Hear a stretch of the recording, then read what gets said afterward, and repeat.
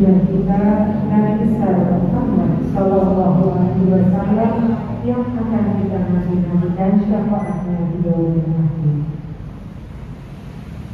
Yang kami hormati Bapak Dr. Haji Trititara MSc Menkes, yang kami hormati Bapak dan Ibu jemaah pengajian Masjid Hikmah Bidang Jakarta. Marilah acara Nuzulul Quran pada malam hari ini kita awali bersama-sama dengan membaca basmalah.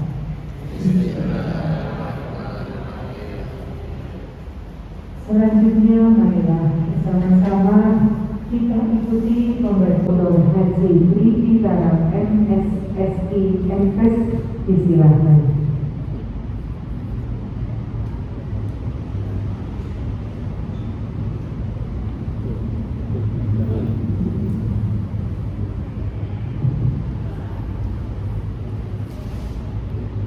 Yang saya hormati Bapak Ketua Takmir, Bapak Ibu jamaah Masjid Al-Hikmah rahimahullah. Assalamualaikum warahmatullahi wabarakatuh.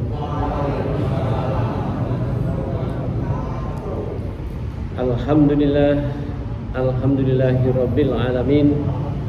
Wassalatu wassalamu ala asyrafil anbiya'i wal mursalin wa ala alihi wa sahbihi ajmain.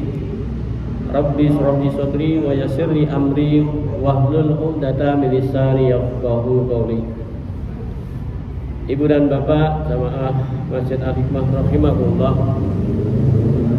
Alhamdulillah pada malam hari ini kita sudah bisa melaksanakan ibadah puasa yang ada di puluhan yang ketiga, yang tinggal 6 hari lagi kita berpuasa, dan tadi sudah menjalankan ibadah sholat tarawih secara bersamaan. Semoga di dalam menjumpai bulan Ramadan ini ibadah-ibadah kita selama ini diterima oleh Allah SWT. Amin ya rabbal alamin. Bapak Ibu jamaah rahimahullah, mohon izin saya lepas ini. Jadi hari di mana diturunkan Al-Quran ini banyak satu hal yang menjadi banyak pendapat orang, karena ada beberapa sumber yang berkaitan dengan hal itu. Nah, tema yang ingin saya sampaikan sebagaimana yang tertulis di dalam layar ini adalah Quran sumber inspirasi kehidupan keluarga. Bapak Ibu, ketika sebuah keluarga di dalam kehidupan keluarga itu sumber inspirasinya bukan dari Al-Quran, tetapi dari sumber yang lain. Terima kasih Mas. Hal ini akan menyebabkan sebuah kehidupan yang ada di dalam keluarga itu, saya yakin akan berbeda ketika sebuah keluarga yang segala perilaku, sikap-sikap di dalam hidupnya, pandangan-pandangan, pemikiran-pemikiran yang ada di dalam lingkungan keluarga itu menggunakan sumber dari segala sumber yang ada adalah Al-Quran dan juga sunnah-sunnah Nabi Muhammad SAW. Karena itu Bapak Ibu sekalian, dengan memperingati Nuzulul Quran, maka kita berharap supaya kita semuanya, baik yang hadir maupun yang belum hadir dalam pertemuan silaturahmi dan pengajian ini, hendaklah kembali kepada tuntunan hidup yang sebenarnya. Jadi petunjuk hidup yang sebenarnya, yaitu Quran. Nah, sebelum sampai kepada permasalahan itu Bapak Ibu sekalian, saya ingin menyinggung sedikit tentang sejarah yang berkaitan dengan turunnya Al-Quran. Jadi sejarah nuzulul Quran itu dikatakan di dalam beberapa referensi dalam bentuknya adalah 17 Ramadan. Pertanyaannya, apakah benar yang namanya Al-Quran itu diturunkan oleh Allah SWT di bumi ini 17 Ramadan? Dan yang jelas adalah terjadi di malam Lailatul Qadar. Ya ini, jadi ada satu hal malam Lailatul Qadar dan 17 Ramadan. Itu dua hal yang sedikit berbeda. Karena Lailatul Qadar itu banyak referensi hadis menunjukkan puluhan yang ketiga. Ya. Kalau 17 Ramadan kira-kira posisinya sudah puluhan yang kedua atau ketiga? Kedua kan? Nah ini, jadi ini ada satu persoalan di sini. Nah, nuzulul Quran itu artinya adalah turunnya Al-Quran.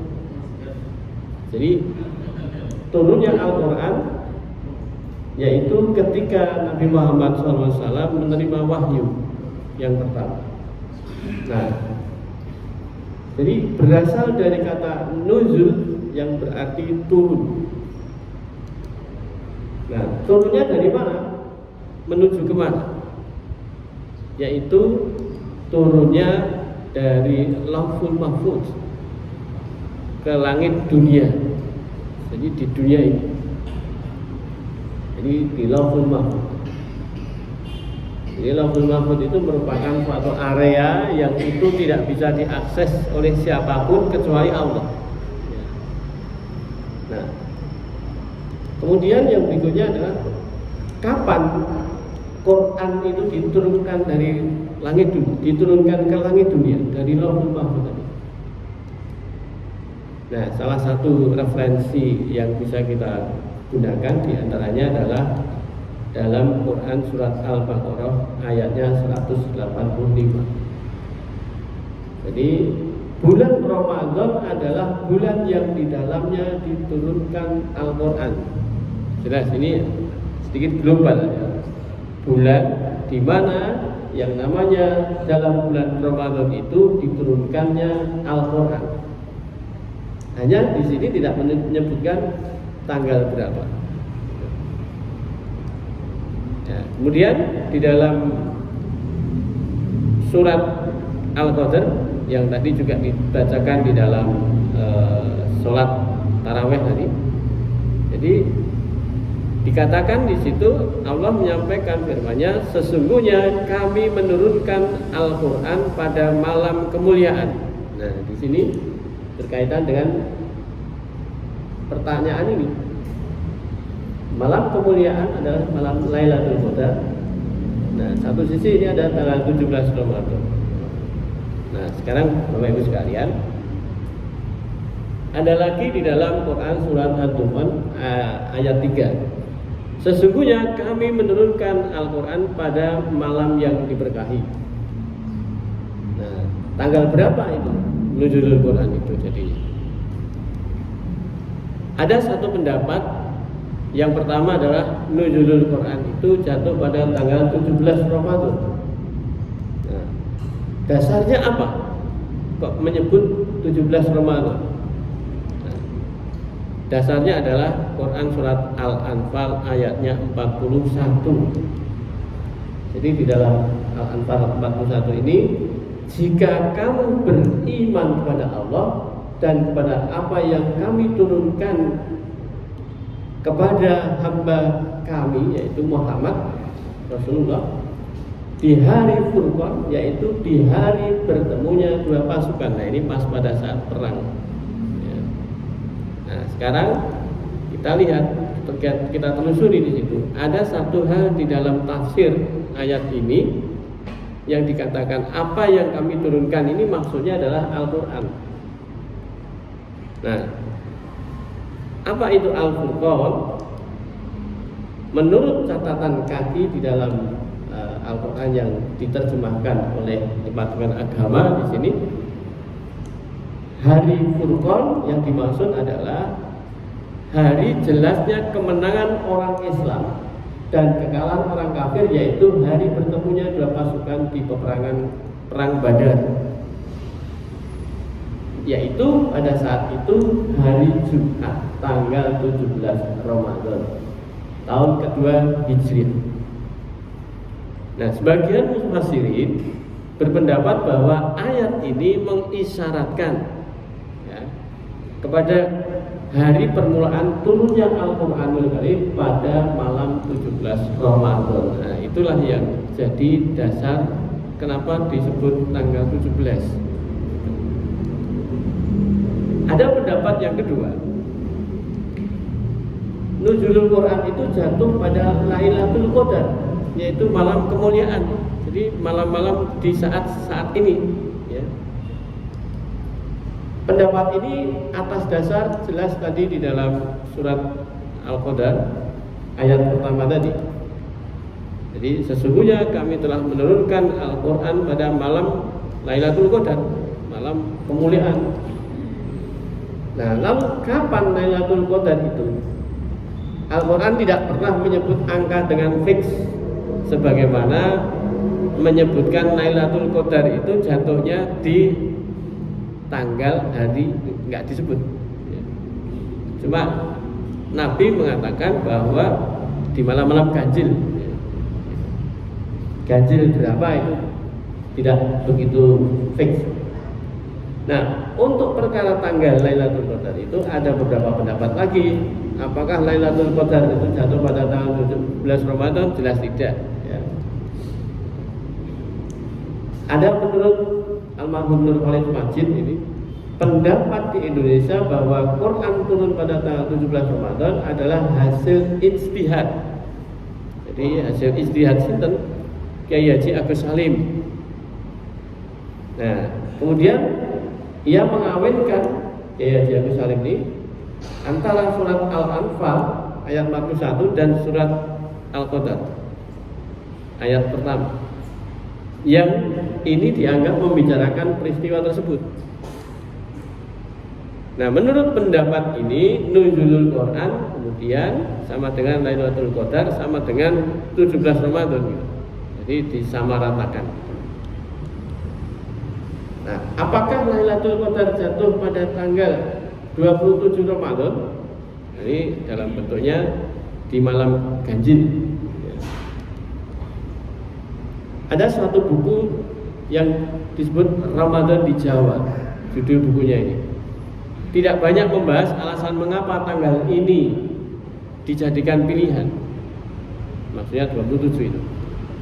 Muller hanya menyinggung bahwa ada golongan orang yang percaya tanggal 27. Kemudian karena sesuai dengan jumlah perkalian huruf dalam kata Lailatul Qadar, ada 9 kata. Ini kalau orang Jawa gontak gadok matuk gitu ya. Dan jumlah kata itu muncul dalam Quran sejumlah 3. Nah, 3 kali 9. Nah, tanggal pasti Lailatul Qadar adalah rahasia Allah, misteri ya. Jadi itu yang jelas seperti itu. Nah, pendapat ini berdasarkan beberapa hadis. Nah, ini panjang sekali ini. Riwayat Imam Bukhari dengan hadisnya nomor 2016. Diriwayatkan di situ dari Abu Salamah radhiyallahu anhu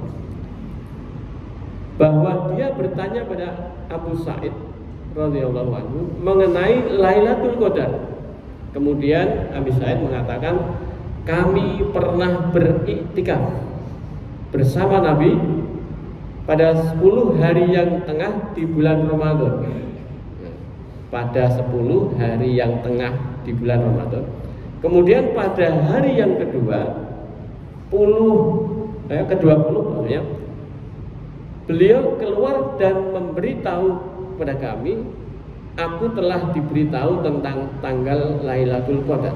Namun aku lupa. Nah, orang lupa tidak bisa diganggu gugat ya. Maka carilah Lailatul Qadar ya, pada 10 malam yang ganjil di akhir Ramadan.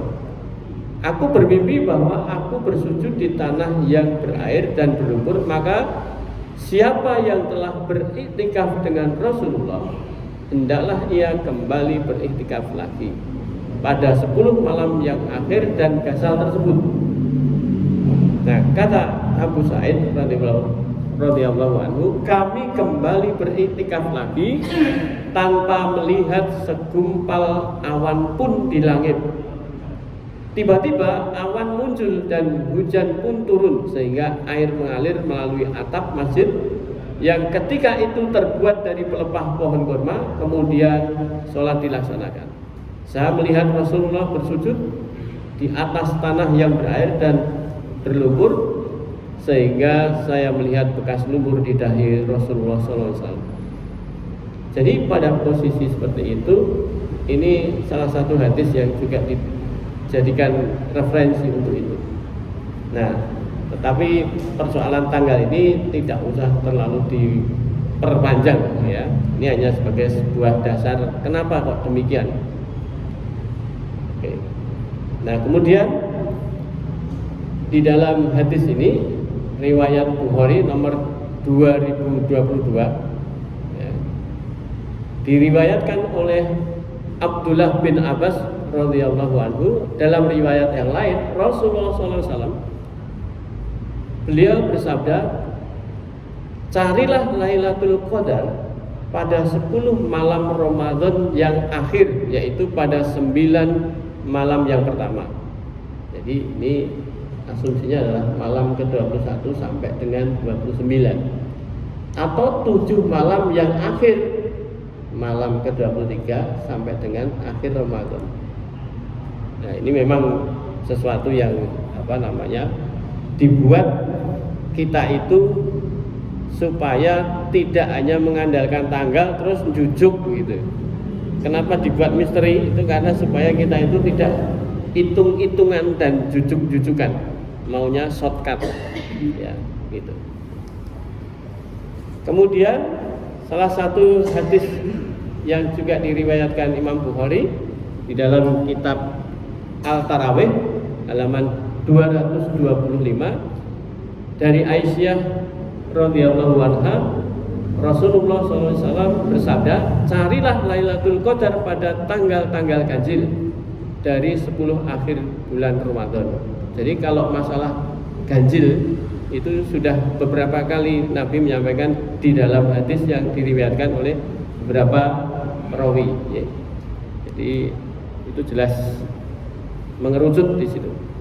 Kemudian dari Ibnu Umar radhiyallahu anhu bahwa beberapa orang laki-laki diberitahu Lailatul Qadar dalam mimpi pada 7 terakhir Ramadan. Lalu Rasulullah bersabda, saya melihat mimpimu sekalian bertepatan dengan malam 7 terakhir. Barang siapa mencarinya maka carilah ia pada malam 7 terakhir. Jadi ini juga berkaitan dengan ganjil lagi ya.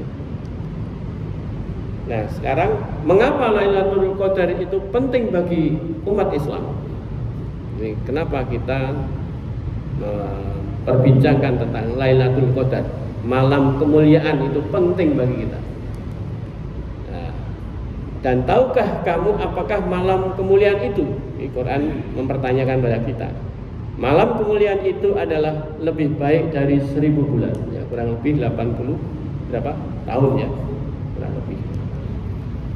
Pada malam itu turun malaikat dan malaikat Jibril dengan izin Tuhannya untuk mengatur segala urusan.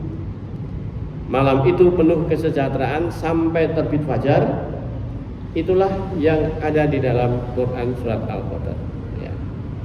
Nah, sekarang untuk menjadikan sebuah inspirasi bagi kehidupan berkeluarga kita, maka kita perlu membuat atau mengkondisikan bahwa Quran itu adalah sebagai gaya hidup kita.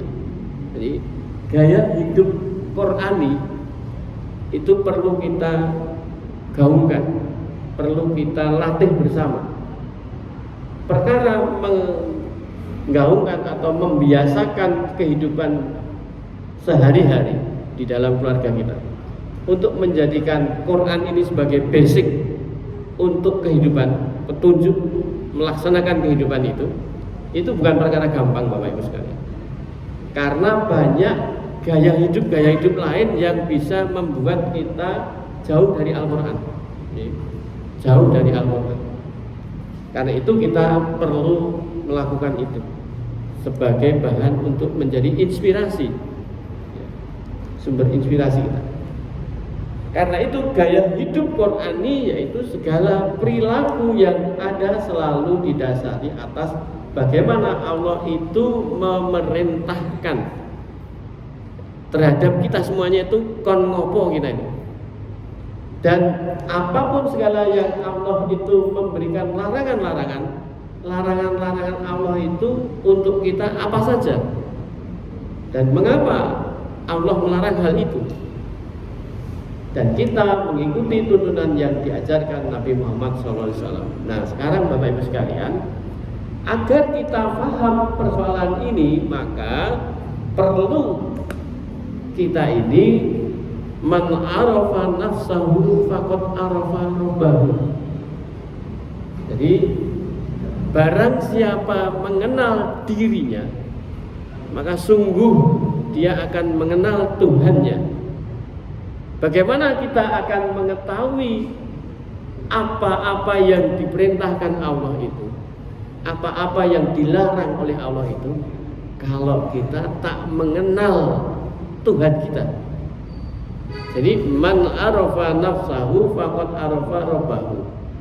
Jadi kalau kita tak pernah mengenal kita, who am I? Kita itu siapa? Maka saya yakin ya bahwa kita pun tak akan mengenal Tuhan kita itu siapa. Karpe Allah itu kon ngopo kita ini. Pertanyaan saya kepada Bapak Ibu sekalian, mengapa Allah itu masih memberi kepada kita kesempatan hidup dalam keadaan sampai hari ini kita sehat walafiat? Wonten ingkang saged jawab? Apa maksudnya Allah itu masih memberikan kesempatan kepada kita dalam keadaan kita masih diberi waktu kesempatan hidup? Saya kira ini pertanyaan yang tidak mudah. Ketika kita menjawab asal jawab, maka bisa jadi tidak sesuai dengan itu. Nah, jawabannya apa? Jawaban sesuai dengan gaya hidup Qur'ani adalah kita ini kembali kepada Quran dalam bentuk apa? Ya, wa ma khalaqtul jinna wal insa illa liya'budun. Jawabannya itu, Allah masih memberikan kesempatan hidup pada kita karena kita ini masih diberi kesempatan oleh Allah untuk ibadah. Jadi agar kita itu hidup ini hanya untuklah ibadah saja. Ya, tidak aku ciptakan jin dan manusia kecuali hanya untuk ibadah. Lalu ibadahnya seperti apa? Ibadahnya tidak hanya sholat, tidak hanya puasa, tapi kita saat ini dalam pertemuan di malam hari ini adalah bagian dari ibadah. Bapak Ibu menyiapkan sahur, itu adalah ibadah. Kuliah ataupun belajar, itu adalah ibadah. Menyantuni anak yatim, bersedekah, itu adalah ibadah. Dengan catatan ketika kita melaksanakan itu, maka niatkan karena Allah. Maka awalkan dengan membaca basmalah terlebih dahulu, jangan sampai lupa. Bismillahirrahmanirrahim. Melaksanakan apa yang akan kita kerjakan itu apa? Innamal a'malu binniyat. Niatnya adalah karena Allah, bukan karena yang lain. Bapak Ibu menengok seseorang yang sakit, kemudian menengoknya itu tanpa niat karena Allah, bisa jadi bukan karena ibadah. Misalnya menengok orang sakit karena mesakake, menengok orang sakit karena pekewuh. Kalau enggak nengok, wong dia itu temen di depan meja kerja saya, mosok aku ora nengok, ya rapenak. Itu adalah bagian dari kehidupan yang karena niatnya bukan karena Allah. Hati-hati itu. Jadi unsur pekewo, unsur suka, sungkan dan sebagainya ini itu bisa membawa manusia mempunyai gaya hidup yang bukan Qur'ani. Ya. Jadi gaya hidup Qur'ani dalam bentuknya salah satu dimulai apapun yang kita lakukan sehari-hari, lakukan dalam kerangka ibadah. Jadi itu mengamalkan apa yang ada di dalam ayat Qur'an.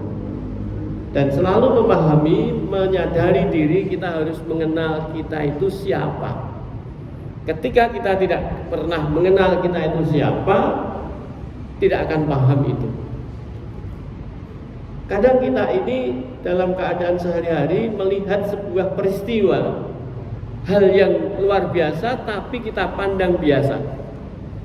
Contohnya misalnya, Bapak Ibu ketika minum dengan gelas diminum begini ini, itu peristiwa biasa, betul apa tidak? Biasa atau betul?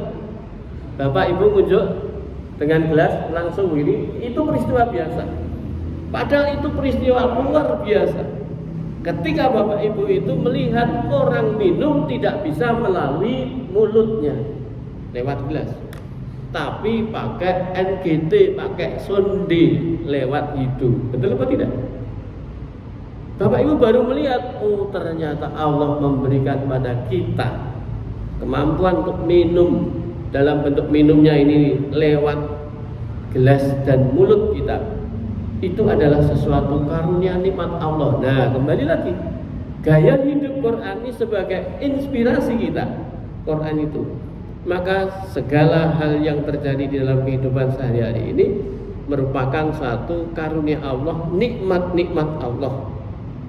Dan itu semua termuat semua di dalam Al-Quran. Maka selalu kita bersyukur. La in syakartum la azidanakum wa la in kafartum inna azabi lasyadid. Jadi segala kehidupan peristiwa demi peristiwa dilihatnya. Iqra bismi rabbikal ladzi khalaq. Ya, bacalah. Membaca itu bukan hanya membaca huruf.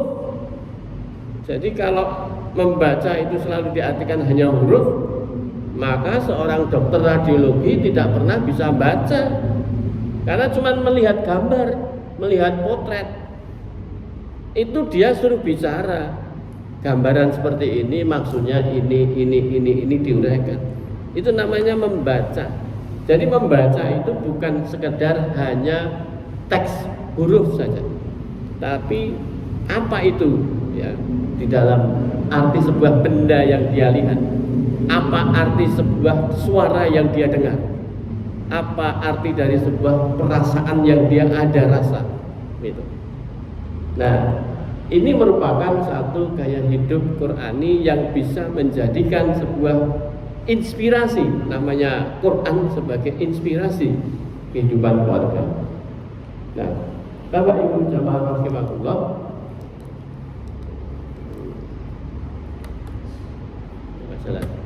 nah, jadi gaya hidup Quran ini menjadi hidup kita tidak akan mudah tertipu dan tidak akan senang ditipu. Bapak Ibu, gaya hidup saat ini namanya orang-orang milenial gitu ya, atau orang-orang modern saat ini sangat mudah sekali tertipu, sangat mudah sekali tertipu, dan orang saat ini tuh senang ditipu. Dan bahkan sepertinya menikmati tipuan-tipuan. Tapi kalau Bapak Ibu ditanya, apakah Bapak Ibu itu senang ditipu? Jawabannya pasti tidak suka, benci.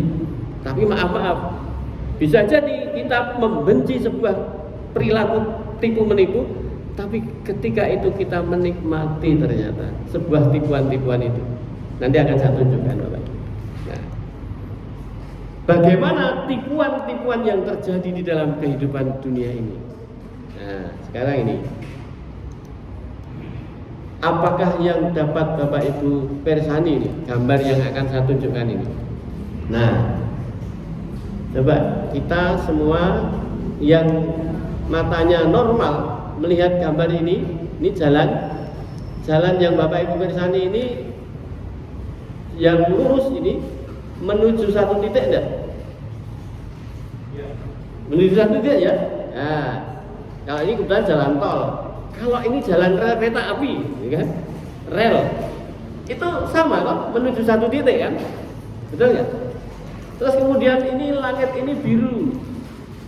Jadi saya tanyakan pada Bapak Ibu, benarkah jalan ini menuju satu titik, mengerucut menuju satu titik, ketemu di tengah-tengah, segitiga jadi, begitu?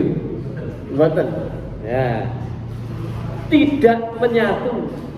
Tapi mata kita ini melihat dengan mata kepala kita sendiri, bukan mata orang. Iya. Kan kadang orang itu, aku tuh kalau nggak melihat dengan mata kepalaku ora percaya kan gitu. Padahal ini kita melihat dengan mata kepala kita sendiri. Ternyata kita dikecoh oleh sebuah sudut pandang penglihatan. Ya kan? Kita lari terus ke sana, nggak ketemu yang namanya jalan itu menuju titik yang kita lihat. Ya. Kemudian ini langit yang biru, benarkah biru? Bapak Ibu naik pesawat sampai setinggi-tingginya, orang ketemu yang namanya biru itu seperti apa. Air dilihatnya dari atas air laut itu biru, benarkah biru? Jupuk airnya, bening gitu kok. Tidak ada yang warnanya biru. Ini tipuan-tipuan. Ya. Ketika Bapak Ibu melihat Mijiku Hibitiu yang namanya apa ini pelangi itu, apakah ada itu pelangi sesungguhnya? Juga ketipu lagi. Dan kita menikmati tipuan itu. Ya. Ini baru tipuan gambar ya, belum tipuan informasi hoax gitu ya. Nah, sekarang ini Bapak Ibu, yang Bapak Ibu persani ini gambar apa? Ya, apa Pak? Nenek dan kakek. Yeah. Ini juga kita ketipu lagi. Ya. Ternyata ini bukan gambarnya nenek dan kakek. Adep-adepan. Kita panteling itu ya, ternyata oh ini ada perempuan, ada orang menggitar ya. Ini ada jendela ya kan? Ada lorong. Nah. Kita tertipu Bapak Ibu. Mata kita itu suka tertipu dan ditipu dan kadang menikmati tipuan-tipuan itu. Dalam bentuk kayak gini ini dijual mahal. Loh, pelukis-pelukis abstrak itu kita nggak bisa menikmati, ada orang yang menikmati mahal sekali, harganya ratusan juta, betul nggak? Almarhum Afandi itu harganya lukisannya berapa jut itu ya pada saat itu. Pertanyaannya, Bapak Ibu bisa menikmati nggak lukisannya Afandi? Waton-waton gitu. Nah, tipuan-tipuan. Ya. Oke. Bagaimana Bapak Ibu melihat gambar ini lagi? Antara orang yang melihat di sini dan di sini, kisroh ini, yang satu melihat ini 4 kan, ora iso, iki 3. Coba matanya untuk lihat yang benar itu, ayal-ayalan, betul nggak? Sama kalau kita itu ayal-ayalan. Ini Ramadannya itu Sabtu atau Minggu gitu kan. Kemarin itu kalau pengen jalan-jalan tak ketemu ya. Dalam bentuk seperti ini kita sering tertipu ya. Nah, yang berikutnya ini ada berapa ini gajah ini kakinya? Kan? Nah, normalnya 4, tapi ini lebih. Bingung lagi, ya kan? Nah, ada lagi nih Bapak Ibu. Apa yang Bapak Ibu lihat dari gambar ini dalam bentuknya bisa juga menikmati sebagai karya seni. Nih, gambar apa ini Bu? Pak? Nah, Pak Agus Selamat Harjo, bokong katanya. Padahal bukan. Ya. Jadi ini hal-hal yang unik. Ini kalau orang melihat maaf kayak orang menungging gitu. Padahal tidak ya. Lalu ini apakah benar kita bisa loncat kayak gini nih? Mengawang-awang gitu. Tertipu lagi kan gitu. Bahkan kita itu membuat sebuah animasi yang bisa terbang gitu kan. Dan sering kita itu menikmati film yang kayak gitu, enjoy betul gitu. Nah ini gambar ruwet kayak gini, apa bagusnya gitu kan bagi yang tidak suka gambar gitu ya. Nah, ada lagi ini karya seni opo gitu. ya kan? Motor tua, lutuk lagi, bisa mabur, ya, itu. Nah, ini saya ilustrasikan dalam bentuk yang namanya gambar-gambar karena ini visual manusia itu paling sering mudah tertipu, ya. Oke. Nah, hidup itu sesungguhnya bagaikan kita melihat, Bapak Ibu. Ya, hidup itu bagaikan kita ini seperti kalau kita melihat. Melihat apa? Nah, kita bisa sangat menikmati penuh kebahagiaan yang diulang-ulang, ya. Jadi walaupun kita melihat itu sebuah tipuan ning anu didelok ping bola-bali ora bosen-bosen. Malah semakin menikmati apa yang namanya tipuan itu. Gitu. Contohnya misalnya Bapak Ibu sering enggak melihat sinetron? Sinetron ini kan mengakal-akalan karangan-karangan, betul nggak? Dan yang terjadi banyak orang ketipu investasi bodong. Coba banyak enggak? Sudah sering dimuat di TV kasusnya, muncul lagi kasus di tempat lain, betul enggak? Apakah peristiwa-peristiwa itu tidak menjadi sebuah pelajaran bagi kita? Ya. Ini karena menunjukkan bahwa kita ini suka ditipu dan mendekati marani wong sing arep nipu. Kemudian ada juga orang ketika melihat sebuah gambar atau sebuah peristiwanya nggak bisa menikmati. Tadi contohnya ada orang bisa menikmati gambarnya Avandi, ada orang yang nggak bisa sama sekali, nggak suka. Tapi kalau bagi yang suka melihatnya gambar Avandi itu lilang-liling, apik tenan, bola-bali nganti lali sholat. Itu seperti itu. Ada lagi orang melihat kututnya manggung sambil dipedati, terus sampai sarungnya melotrok nggak ngerti. Itu menikmati. Ada yang melihat itu, apa sing seneng ngono iki. Nggak ada orang yang sama dengan dia. Jadi macam-macam. Ya ada yang menolak, diulangi aja menolak, mau ndelok wegah gitu ya. Jadi karya seni itu hakikatnya adalah karya maaf ini tipu-tipuan. Ya. Coba kita lihat Bapak Ibu. Ini bangunannya masjid ini kan bagus ya. Pertanyaannya, janjane nak awake dhewe itu bisa melihat tembus mata kita, tidak diberi keterbatasan. Masjid ini jelek semuanya. Betul apa tidak? Karena perlu temboknya penuh dengan ting brocel gitu. Melihat orang tidak bisa, ada orang cakep, orang cantik tidak bisa. Begitu melihat peredaran darahnya, melihat pori-porinya. Bapak Ibu melihat pori-pori kita itu sudah nggak indah lagi. Betul apa tidak? Nggak ada yang cantik, nggak ada yang indah. Apalagi melihat perutnya, ada usus besar, waduh, jijik. Maka ketika kita itu melihat dan Allah memberikan keterbatasan kita melihat. Kalau bagi orang yang mengenal dirinya, maka dia akan mengenal Allah. Apa itu? Luar biasa ya Allah, Engkau menciptakan aku dengan keterbatasanku. Aku Kau berikan kelemahan-kelemahan. Karena itu saya mengatakan Bapak Ibu, kita ini memiliki kelebihan-kelebihan di atas dari kekurangan kita. Kalau kita punya kekurangan atau kelemahan-kelemahan itu, disitulah letak kelebihan-kelebihan kita. Benar apa enggak?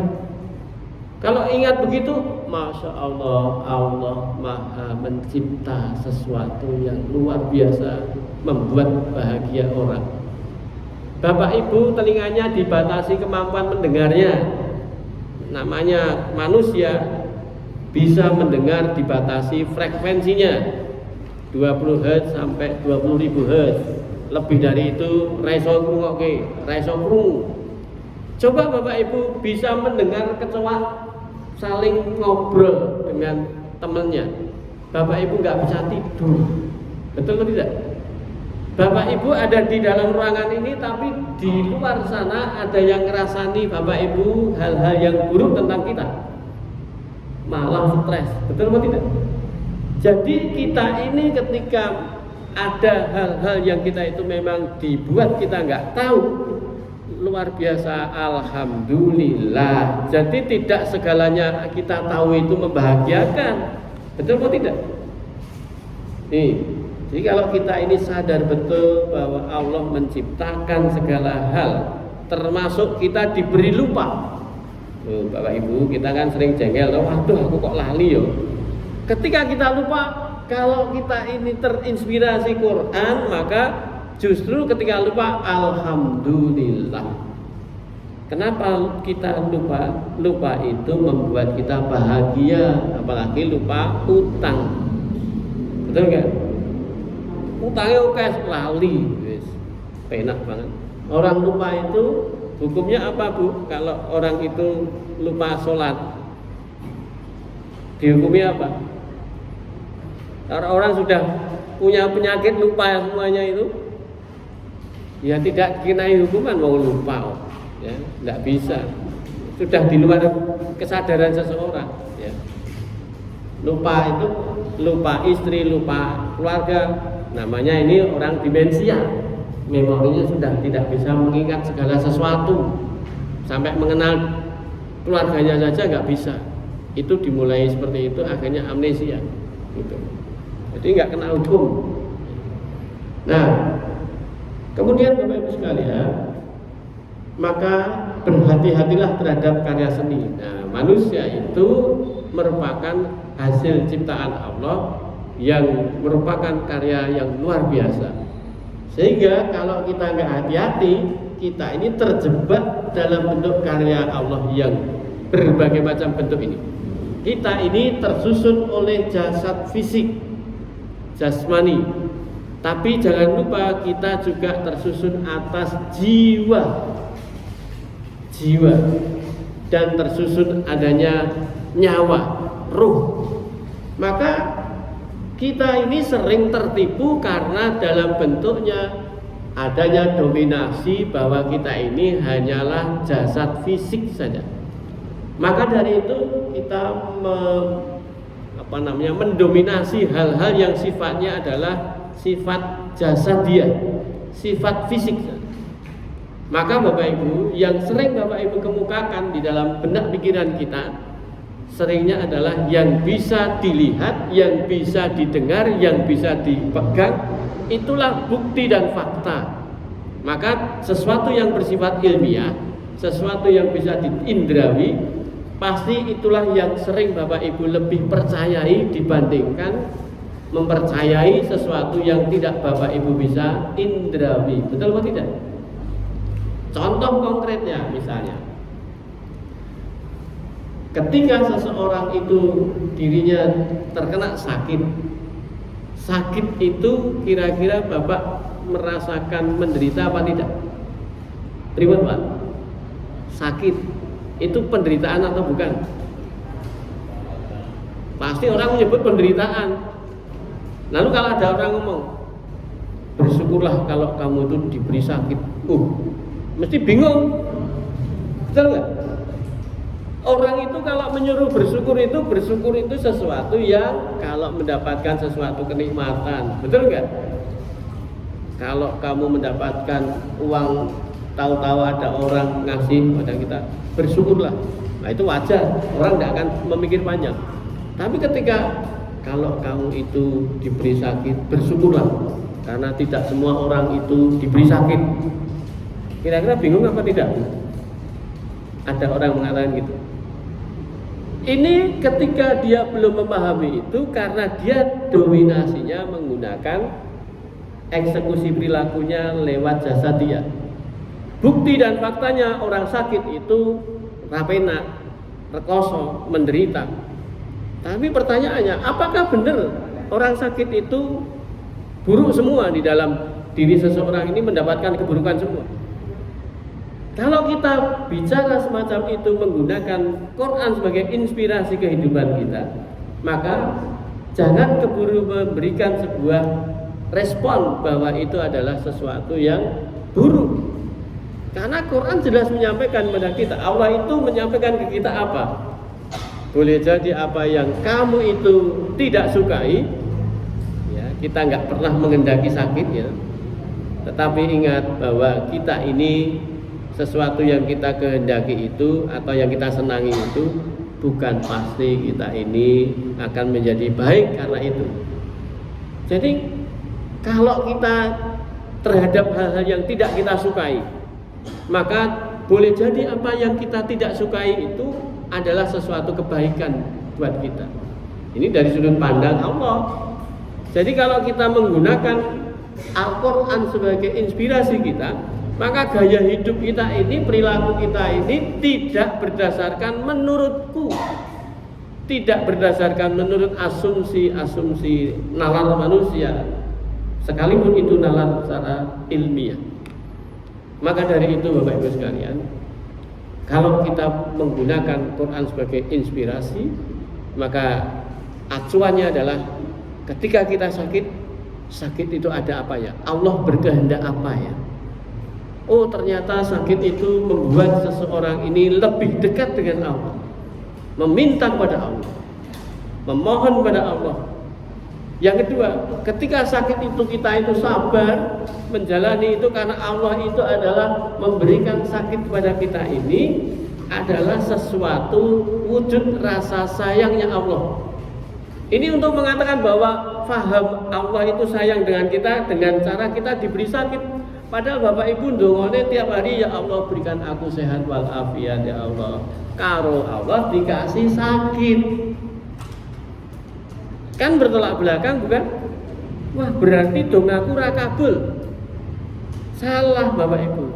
Allah itu memberikan sebuah ijabah doanya tidak mesti seperti yang kita maksud, tapi kebutuhan apa yang ada di dalam permohonan itu yang Allah akan kabulkan dengan baik. Saya kasih contoh Bapak Ibu sekalian. Saya waktu pernah sakit kena panic attack. Panic attack tahu ya? Panik. Itu penyakit yang tidak mudah Bapak Ibu. Karena itu penyakit yang tensinya bisa sampai hampir 200 waktu itu. Penyakit itu karena kecemplung laut gitu. Posisinya untuk sembuh saya mohon pada Allah karena saya sudah sangat sulit untuk mengatasi gejala itu. Sampai saya harus ke psikiater. Ya. Pada posisi seperti itu, maka saya mohon pada Allah agar bisa disembuhkan itu. Nah, apa yang terjadi? Sembuh dengan cara Allah memberikan sebuah kesembuhan lewat anak saya sakit yang lebih parah dari saya, koma di ICU. Saya nggak berani masuk karena apa? Saya punya panik itu. Tapi begitu dokter sudah pada angkat tangan, kemudian saya harus lihat anak saya di hari ketiga. Dan disitulah saya masuk, tidak terjadi panik. Nah, disitulah Allah memberikan sembuhan lewat jalan itu. Betul atau tidak? Jadi kalau kita memahami sebuah Quran itu seperti apa memberikan tuntunan, Allah itu memberikan bagaimana petunjuk-petunjuknya, dan memahami, oh kalau kita itu mohon pada Allah, Allah itu akan mengabulkan seperti apa dalam bentuknya. Ya. Doa-doa kita itu terkabul, solusinya bukan selalu seperti yang menurut kita enak. Padahal itu adalah sesuatu solusi terbaik sekali. Suatu ketika contoh lagi nih. Anak saya yang pertama itu pada saat diterima di PP itu perusahaan BUMN yang untuk membangun kontraktor di Zia itu. Pada saat itu baru saja selesai training di Jakarta, kemudian pulang dengan posisinya lewat naik kereta, turunnya di Kutoarjo karena tidak dapat tiket sampai Jogja. Saya harus jemput di Kutoarjo. Bagaimana yang terjadi? Di sana lewat Bandara Zia sebelum jadi, karena baru dipasang-pasang apa itu. Kemudian saya melihat itu posisinya apa? Di situ saya sambil melihat itu berdoa dengan istri saya. Mas, semoga anak kita bisa ditempatkan di situ. Padahal itu SK penempatan di Papua Merauke sudah ada. logis apa enggak? Wong SK-nya ada, sudah ada kok. Tapi saya berdoa, ya Allah, semoga anak saya bisa kau tempatkan di sini, di Jogja ini, biar lebih dekat karepe wong tuwa kan gitu. Tapi doa kita ini dalam bentuknya diijabahi. Sudah menempati Papua 1 tahun di Merauke. Anak saya sakit yang nomor 2. Anak saya pulang ke Jogja, bisa dipindah ke Jogja, di Ziyad. Jadi untuk bisa doa terkabul lewat adiknya sakit. Betul apa tidak? Dan ini sebuah peristiwa ini kalau kita bisa pahami bersama, kalau kita Quran itu sebagai inspirasi pandangan-pandangan hidup kita ini bisa menambah rasa syukur itu. Nah itu Bapak Ibu. Jadi di dalam melihat sebuah peristiwa ini, peristiwa itu adalah karya seni. Kadang kita bisa tertipu akan adanya sebuah tipuan-tipuan seperti itu. Nah, ini semua karya-karya terbaik manusia dalam membuat tipu-tipuan. Nih, coba Bapak Ibu, mobil kayak gini ini harganya miliaran, ya. Padahal ini ya sama-sama pakai kaleng, sama-sama pakai ban dan sebagainya, cuma mereknya aja berbeda. Ya. Ini juga hal yang sama. Uang itu karya seni tipu-tipuan. Namanya uang itu orang bisa lupa segala-galanya, bahkan bisa membunuh orang lain. Betul atau tidak?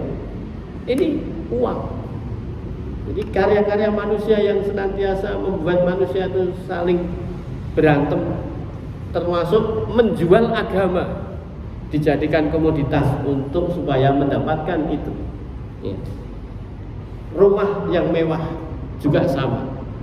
Jadi banyak orang itu mengejar rumah yang mewah, tapi yang terjadi di dalam rumah itu seperti neraka. Banyak sekali seperti itu. Banyak sekali orang punya rumah banyak, tapi nggak ditempati. Betul atau tidak? Banyak sekali punya rumah di mana-mana, ditempati siapa? Tukang kebunnya saja. Dan dia kalau ke situ pun belum tentu sebulan sekali. Ini juga sama di wisuda. Orang di wisuda itu anggapannya sudah pinter, ya toh? Jadi ketika orang itu di wisuda, belajarnya sudah tamat sepertinya. Tapi ternyata sesungguhnya ketika orang itu sudah tamat belajar seperti itu, semakinlah dia menjadi orang yang semakin banyak yang dia tidak akan tahu. Quote yang saya tulis salah satu yang belum saya share, ya. Salah satunya berbunyi begini, Bapak.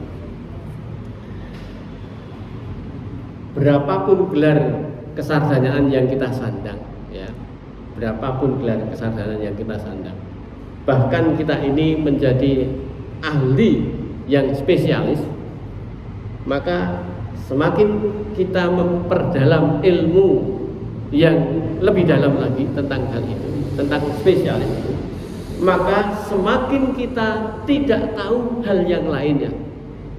Bisa menangkap Bapak Ibu? Contoh ini kalau di bidang kedokteran, ya. Kalau orang itu sudah mengambil penyakit dalam, penyakit dalam saja mengambil penyakit dalam bentuk kardiovaskuler, ya, jantung dan paru. Itu nanti dia semakin nggak tahu yang lainnya. Sudah mengerucut sampai dalam, tapi yang lain sama sekali menjadi tidak tahu. Itu kalau mau tahu bahwa orang itu semakin berilmu, bukan semakin banyak yang dia tahu, tapi justru orang yang semakin dalam ilmunya, semakin banyak hal yang dia akan banyak yang dia tidak akan tahu. Karena itu ketika orang itu dalam bentuk berilmu, bergelar, semakin tinggi gelarnya, justru dia harus merasa tidak banyak tahu. Kalau merasa dia banyak tahu, itulah sombongnya manusia. Betul atau tidak Bapak Ibu? Jadi ketika kita itu mengambil sebuah ilmu terlalu spesifik, tambah spesifik, ya. S1 itu sekian ilmunya, S2 itu sekian ini. Nah, kalau S3 semakin dalam mengerucut, tambah ra ngerti apa-apa. Gitu. Jadi semakin banyak ilmunya, manusia itu akan tahu bahwa dirinya enggak banyak tahu. Itulah ilmu. Nah, ini Bapak Ibu. Maka kita sering tertipu seperti ini. kondisi orang yang terjadi sakit misalnya. Sakit itu selalu orang mengatakan sesuatu yang menderita. Sakit itu menyakitkan, sakit itu membuat celaka dan seterusnya. Padahal dengan sakit itu adalah bagian cara Allah membuat kita jauh lebih baik. Contoh ini yang saya alami Bapak Ibu. Ini kalau kita bicara inspirasi dari Quran itu, diberilah praktikum oleh Allah. Allah memberikan kesempatan pada saya untuk ikut sebagai peserta praktikum. Praktikum apa? Praktikum dalam bentuk kesabaran. Yang berikutnya praktikum apa? Dalam bentuk keikhlasan. Praktikum apa yang berikutnya? Mata kuliah dalam bentuk syukur. Bersyukur itu bukan perkara mudah. Saya bisa betul-betul memahami makna syukur itu ketika saya ikut peserta praktikum itu. Contohnya, ketika anak saya koma, tak bisa apa-apa, alat apapun masuk di dalam tubuh anak saya, nafas pun harus lewat lehernya karena sistem di mulut sudah tidak bisa lagi karena bisa infeksi, ya, sehingga posisinya dipindah ke tracheotomi di sini, di trachea, dan itu tidak bisa apa-apa. Ketika anak saya terbaring seperti itu, maka yang terjadi saat anak saya bergerak tangannya, saya sudah bisa melihat rasa syukurnya luar biasa. Apa itu? Alhamdulillah anak saya tidak lumpuh. Itu gerakannya belum normal, baru bergeraknya gerak, sampai geraknya bergerak akhirnya dibondol biar enggak mengganggu yang lain. Itu padahal bergerak seperti itu, yang tadinya nggak bisa apa-apa, saya bisa menikmati betapa ya Allah, kondisi bergerak itu adalah luar biasa. Nah, kita sehari-hari bangun tidur langsung bergerak, itu tidak ada masalah, tidak ada sebuah hikmah apa yang kita bisa petik. Rasa syukur pun nggak ada. Tapi ketika kita dihadapkan sakit atau kondisi sakit, maka kita akan bisa rasa syukur itu betul-betul, ya Allah, Allahu Akbar, ya Allah, Alhamdulillah Engkau memberikan aku seperti ini. Itu baru tahu rasa syukur itu. Begitu mata buka, Alhamdulillah anak saya enggak bisa buka, ternyata bisa buka mata. Belum bisa melihat itu, baru buka, nutup lagi, belum sadar itu. Nah, jadi setiap detik, setiap ada perubahan, seperti Bapak Ibu melihat perkembangan anak saja. Anak bayi, Bapak Ibu mungkin waktu punya bayi, saya yakin tidak begitu ngeh ketika anak itu yang tadinya nggak bisa apa-apa mulai bisa merangkak, mulai bisa megang dan seterusnya. Itu dianggapnya biasa. Oh, nek wis umur semene iki iso ngene. Umur segini ini iso ngene. Ya, karena itu Bapak Ibu hanya melihatnya yang normal-normal saja. Tapi begitu Bapak Ibu melihat di rumah sakit, anak seusia itu harusnya bisa megang, nggak bisa megang, baru tahu ternyata perkembangan pertumbuhan anak motoriknya bergerak bagus, itu karunia nikmat Allah. Betul nggak? Ini hanya bisa kalau kita ini punya inspirasi Quran. Kalau nggak bisa. Ya. Jadi rasa syukur itu kadang hilang dari diri kita karena kita tak pernah melihat sesuatu dengan Iqra bismi rabbikal ladzi khalaq. Bacalah dengan nama Tuhanmu yang telah menciptakan kita ini. Jadi kalau kita ini diciptakan Allah seperti ini, coba dibaca, coba dimuhasabai. Jadi kita perlu introspeksi diri. Karena itu ketika kita ini dalam keadaan sakit, keadaan tidak nyaman, keadaan tidak hal-hal yang menguntungkan, itu adalah bagian-bagian cara Allah membuat kita lebih baik. Contohnya Bapak Ibu, ketika Bapak Ibu bekerja dengan atasan yang orangnya arogan, orangnya dalam keadaan pemarah, nak marah ya misuh-misuh tenang dan tidak menghargai cara kerja Bapak Ibu. Apa yang Bapak Ibu rasakan kira-kira? Nyaman kan? Betah kan bekerja seperti itu? Kira-kira gimana jawabannya? Apakah Bapak Ibu akan bertahan di situ dalam suasana bekerja yang penuh dengan horeg kayak itu dengan atasannya seperti itu. Orang secara normal dia akan seperti itu, hengkang mungkin juga. Artinya dia akan resign melihat ada atasan seperti itu. Tapi ingatlah, sebetulnya kalau kita kembali lagi Al-Quran itu sebagai pegangan hidup, maka melihat seperti itu kita tidak dalam kondisi terbawa oleh suasana itu. Apa itu yang harus kita lakukan? Ingat bahwa Allah itu sedang mengirim orang untuk menjadi training, untuk menjadi trainer terhadap kita, guru terbaik untuk kita dalam bentuk apa? Agar kita menjadi orang yang hebat. Hebat seperti apa? Hebat dalam bentuknya ketika kita itu bekerja tidak diapresiasi oleh atasan, maka kita ini sedang dilatih oleh orang tersebut jadi wong sing ikhlas. Betul atau tidak? Jadi kita kerja itu bukan untuk atasan, kerja itu bukan untuk biar atasan kita senang, bukan. Kita sudah kerja mati-matian, sudah luar biasa, kita mengeluarkan tenaga, pikiran dan sebagainya, nggak diapresiasi, tetaplah alhamdulillah aku bekerja ini niatnya karena Allah. Jadi naming di paidu kayak gitu, ora popo. Loh, ini nikmat luar biasa.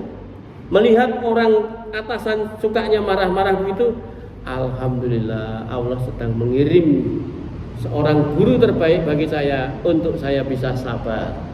Karena saya diikutkan praktikum untuk mata kuliah kesabaran. Karena Bapak Ibu kalau belajar sabar kok belajar dengan orang yang sabar, ora ento ilmune, mengkai teori. Maka kalau ketemu langsung dengan orang-orang pemarah, orang-orang arogan, Bapak Ibu bisa mengambil ilmu dari dia. Ini praktek langsung. Betul atau tidak? Jadi kalau kita itu belajar dengan orang sabar, nggak dapat ilmu kecuali hanya teori. Prakteknya Bapak Ibu bisa menjeglek. Jadi kalau kita ini ketemu langsung itu belajar dengan ahlinya, betul. Ya, itu seorang penguji yang luar biasa. Ya. Jadi kalau kita hanya melihat bukti dan fakta seperti itu, kacau semua kita. Kita akan menjadi orang-orang yang selalu terkecoh, oh salah saya ternyata. Gitu. Nah, bagaimana kita menjadi orang yang mudah ditipu dan tertipu? Salah satunya karena kita terlalu melihat, mendengar, merasakan selalu apa adanya tadi. Nak loro ki yo sing tak rasake loro ya loro. Nak sing tak rasake senut-senut ya senut-senut. Cuma itu. Tapi kenapa kok dikasih senut-senut kalau orang karena dia terinspirasi Quran? Alhamdulillah ya Allah, aku masih kau berikan reseptor, kasih sinyal sakit ini sehingga aku tahu bahwa sakit ini bisa sampai kemana-mana, aku mencegahnya jangan sampai kemana-mana. Oh bisa begitu. Tapi kalau kita enggak, ya itu tadi cuma kita terus mengeluh, padahal keluhan kita enggak menyelesaikan. Tapi coba kalau kemudian kita bersyukur, maka Allah akan tambah-tambah nikmatnya, maka Allah akan segera angkat penyakitnya itu. Karena itu kita sabar. Gitu. Kemudian yang berikutnya, kita juga sering tertipu dan senang sekali kena tipuan karena kita selalu cepat mengambil kesimpulan, sering baper. Ketika ada orang ngomong atau orang memperlakukan kita tidak menghargai dan seterusnya, kita tersinggung. Padahal ketika ada orang seperti itu, kita harus bersyukur dalam bentuknya, ada orang nggak menghargai saya, alhamdulillah saya masih dihargai oleh Allah. Saya tidak butuh orang-orang sebagai bagian yang aku gantungkan kebahagiaanku kepada dia. Aku bahagia hanya aku gantungkan kepada Allah. Sehingga ketika kita tidak direwes oleh orang, tidak dihargai dan seterusnya, dalam bentuknya adalah hanya aku gantungkan hidupku hanyalah untuk Allah. Jadi kalau kita ini bisa memahami inna sholati wa nusuki wa mahyaya wa mamati lillahi rabbil alamin, itu karena itu segala hal yang kita lakukan, entah itu sholat, entah itu apa dalam kehidupan ini sampai mati itu ya karena hanya untuk Allah. Maka kemampuan seperti itu membuat kita nggak gampang ketipu, nggak kagetan gitu. Tidak apa adanya. Maka yang berikutnya tidak ingat atau tidak ingin tahu, ya, tidak tahu peringatan dalam bentuk ikra. Maka kalau orang itu menjadikan Quran sebagai inspirator, maka yang dia selalu lihat, kembalikan kepada Allah, melihat, mendengar, merasakan, selalu tune in ke Allah, selalu dicune-inkannya ke Allah lagi, hanya semuanya karena Allah. Yang berikutnya Bapak Ibu, kita terbiasa menggunakan logika ilmiah menjadi pedoman utama dalam berpikir. Maka Bapak Ibu, saya kasih contoh lagi ini. Ketika ilmu medis memvonis anak saya tidak mungkin bisa mudah kembali seperti semula karena sakitnya itu, lalu saya menerima secara ilmu medis, mengiyakan iya, tetapi saya berprinsip hanya Allah yang bisa membolak-balikkan anak saya, yang bisa menyembuhkan anak saya. Maka anak saya yang secara amnesia dan afasia tidak bisa bicara karena tidak bisa ada suatu memori yang ada itu. Kemudian saya kuliahkan untuk masuk kembali setelah cuti. Itu banyak orang bicara, oh Pak Tripitara itu ambisinya terlalu tinggi, kasihan ya anaknya seperti itu kok dikuliahkan. Itu pada saat itu saya tidak tersinggung. Kenapa tidak tersinggung? Ya karena saya berpikirnya adalah orang-orang yang mengatakan gitu logika ilmiah dia gunakan, itu dia realistis berbicaranya. Tapi saya menjadi orang yang tidak realistis. Ketika itu saya berdoa pada Allah, ya Allah berikanlah kemudahan dan kesempatan pada anak saya bisa lulus dari kuliahnya ini. Enggak logis bahwa anaknya masih diselang, masih dia belum bisa apa-apa, daya ingat aja enggak ada. Kok doa seperti itu? Tapi ternyata Allah memberikan sebuah solusi yang luar biasa yang tidak pernah dihitung secara medis, yang tidak bisa dikalkulasi. Yaitu bisa kemarin Februari bisa selesai S1-nya. Itu adalah sesuatu yang kadang kita kalau bicara selalu menggunakan logika ilmiah sebagai panglima hidup, hati-hati, kita ketakutan. Kita bisa menjadi tidak ketemu jalan keluar. Ketika kita inspiratornya adalah Quran, semua tidak ada yang tidak mungkin. Nah, itu kalau di dalam kehidupan seperti itu kita akan nikmat hidupnya. Yang berikutnya, kita lebih mengutamakan keinginan, harapan, mengutamakan kesukaan, kenikmatan, kenyamanan menjadi tujuan yang kita cari.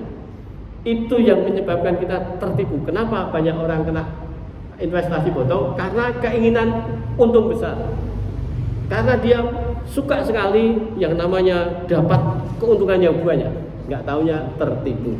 Nah, itu Bapak Ibu.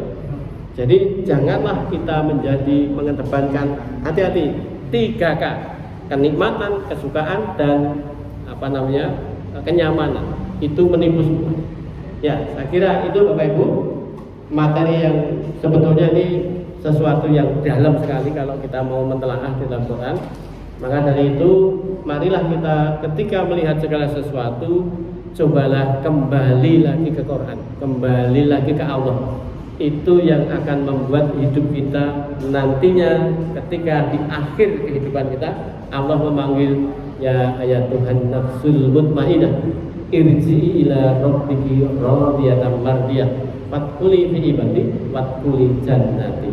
Jadi kita menjadi orang-orang yang tenang, menjadi orang-orang yang jiwanya itu dipanggil untuk dimasukkan surga. Demikian Bapak Ibu, semoga bermanfaat dan bisa kita amalkan bersama. Assalamualaikum warahmatullahi wabarakatuh.